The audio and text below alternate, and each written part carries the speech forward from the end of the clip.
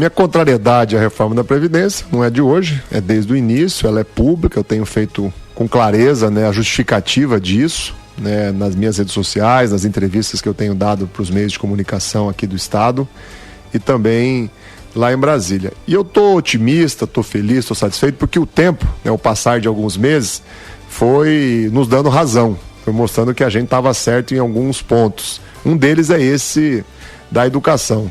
Nós entregamos ao relator da reforma da Previdência, o deputado Samuel Moreira, que é do PSDB de São Paulo, né, uma moção, né, que pede a retirada, né, dos professores desse sacrifício financeiro, dessa punição, né, dessa retirada de direito. E o interessante é que foi aprovado na Comissão de Educação por unanimidade, inclusive com o apoio dos deputados do PSL, que é o partido do presidente Bolsonaro.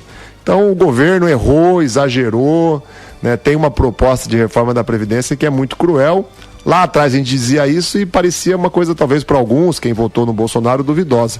Agora, quando deputados do PSL começam a apoiar a nossa pauta, como é essa, né, de preservar os professores, as professoras ao menos, é porque a gente está conseguindo evoluir e avançar. E teve a decisão, né, do Ministério Público Federal, que não é do PT, não é de esquerda, não é vermelho, pelo contrário, né, que entendeu que tem sim muitos pontos na reforma da Previdência que são inconstitucionais.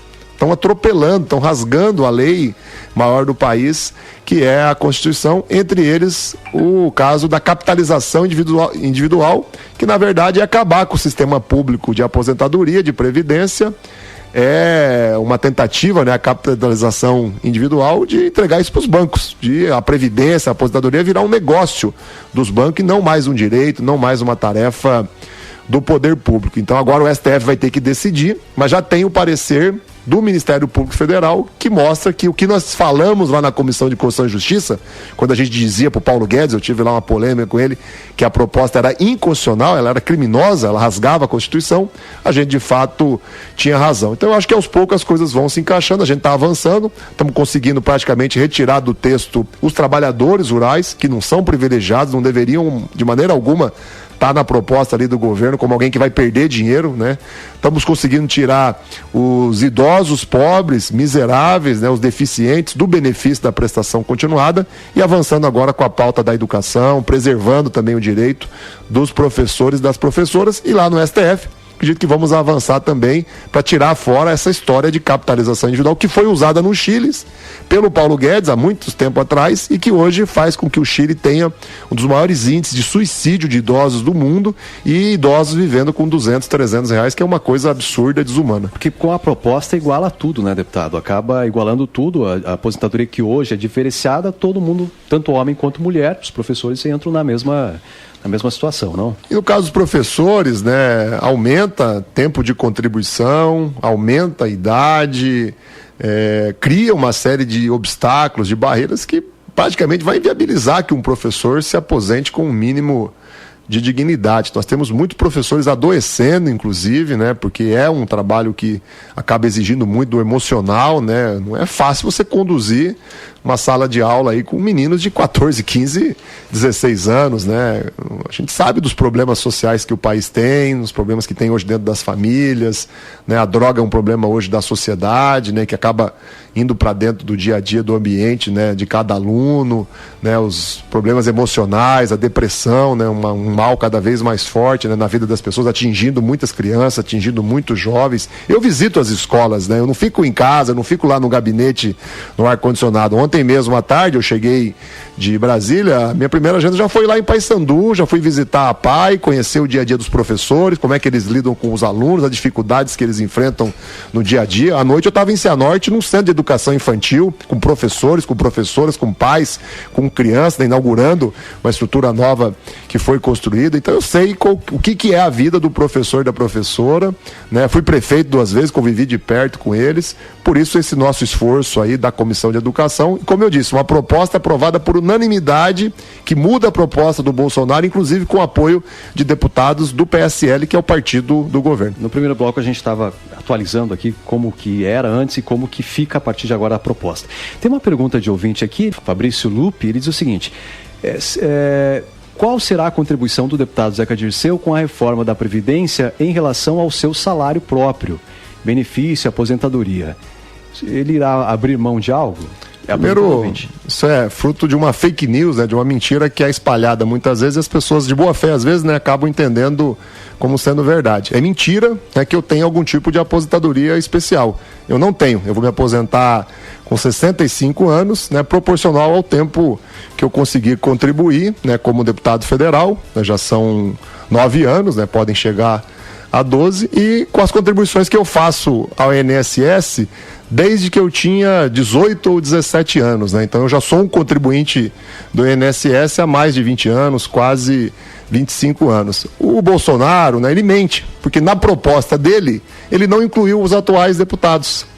Né? Ele criou uma regra boa, importante, necessária, apenas para quem for eleito a partir de 2022. Então eles fazem uma pegadinha, né? Eles dizem que estão acabando com privilégios, não mexem com os deputados e senadores que já têm mandato e só mudam as regras, né? Inclusive colocando um teto de 5 mil e poucos reais, obrigando todos a estarem apenas no regime do INSS a partir de 2022. Então é mentira a tese de que algum deputado está votando a favor ou está votando contra, porque mexe com o privilégio que ele tem. Essa reforma da Previdência não mexe com o privilégio dos deputados, dos senadores, dos juízes, dos promotores e das Forças Armadas. Quase não mexe com quem ganha 20, 30, 40, 50 mil reais. E esse dado não é meu, esse dado é do Tesouro Nacional, é do Ministério da Economia, que disse que vai economizar 1 trilhão, 1,2 trilhões de reais em 10 anos e 890 bilhões, ou seja, quase 90% do esforço, do sacrifício financeiro, vai sair do bolso, não é de quem ganha 30, 40 mil, é de quem ganha 1, 2 salários mínimos. O ministro Paulo Guedes foi mais uma vez na Comissão de Finanças e Tributação e na Comissão de Educação desmascarado, e ficou irritado, ficou nervoso, justamente quando a gente toca nesse ponto. Como é que pode ser para acabar com privilégios a proposta, se quem mais vai pagar, a maior parte do dinheiro vai sair do bolso de quem ganha de 1 até 2 salários mínimos. Qual que é o valor da aposentadoria para deputado hoje? O deputado, ele recebe proporcional ao tempo que ele contribui. Por exemplo, um deputado que é deputado 4 anos, né, e se aposenta como deputado, depois de ter contribuído 25 ou 30 anos ao INSS, ele vai receber 4,35 avos. Então seria, né, o salário do deputado dividido por 35 vezes 4, que foram os 4 anos que ele foi deputado. Então, muito se fala, né, o deputado se aposenta com 33 mil reais.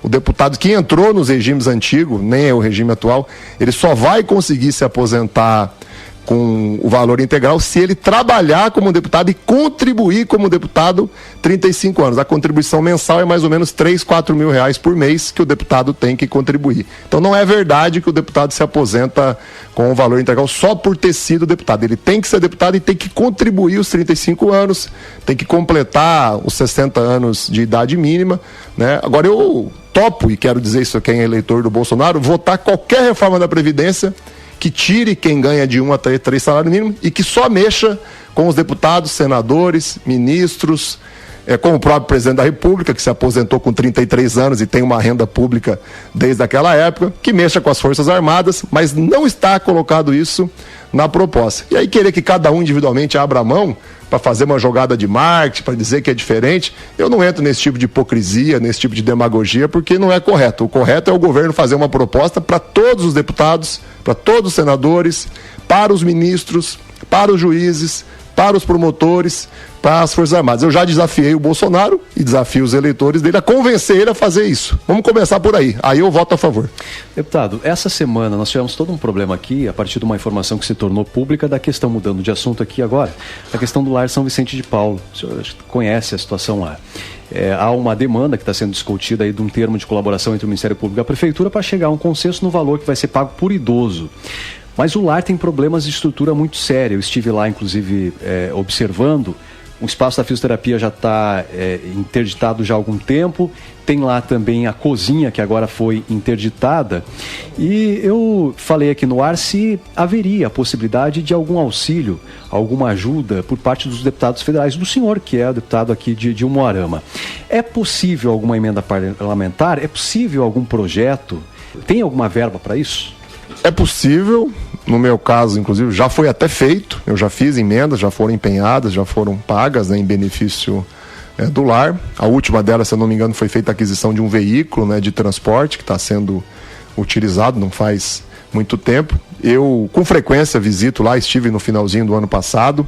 O Neves, que coordena um mandato aqui na cidade, na região, estive 2 vezes lá esse ano, conversando, dialogando com eles. E eu estou à disposição para novos pleitos, para novas propostas, projetos, o que eu puder lá em Brasília defender, articular e cobrar. Eu estou inteiramente à disposição, né, tanto do prefeito aqui, dos vereadores, como da própria direção do lar, né, me sensibiliza, me preocupa, né, o momento em que eles estão vivendo, né, e espero que a própria prefeitura de Moarama é uma cidade rica, né, uma cidade que arrecada muito, que ela dê uma contribuição maior, que ela não deixe o lar fechar. Eu me coloco agora na posição de quem já foi prefeito. Eu jamais deixaria uma instituição tão importante como essa, com tanto tempo, né, de história, de serviços bem prestados aqui ao Moarama e à região, né, ter as suas ações encerradas. Compreendo as dificuldades financeiras dos municípios, o momento não é fácil, mas num caso como esse a gente tira dinheiro de outras áreas e coloca numa instituição como essa para que ela jamais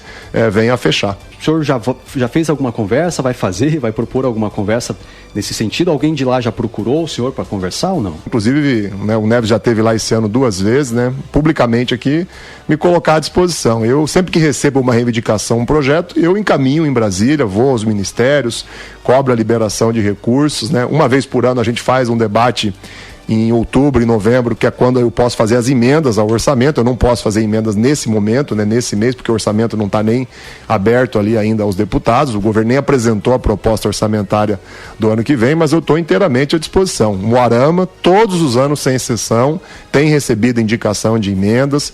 Todos os anos, desde que eu sou deputado, tem havido empenho de recursos e todos os anos foram liberados recursos, houveram pagamentos que beneficiaram várias entidades sociais aqui de Moarama, a APAR, aquela outra entidade que faz um trabalho importante também sobre drogadição. Como eu disse, teve emendas pagas, liberadas ao próprio lar, né, que cuida aqui dos velhinhos e dos idosos, né? Então a nossa parceria com a área social aqui, ela não é nova, ela já existe há muito tempo e haverá novas parcerias em 2019, em 2020. O momento da decisão das emendas, ele é permitido pelo Congresso apenas em outubro e novembro, e aí a gente vai ter que sentar, decidir, ouvir as pessoas, porque os pedidos são sempre muito maiores, né, do que eu posso atender. O senhor tem tido busca do prefeito Celso Pozzobon por recursos?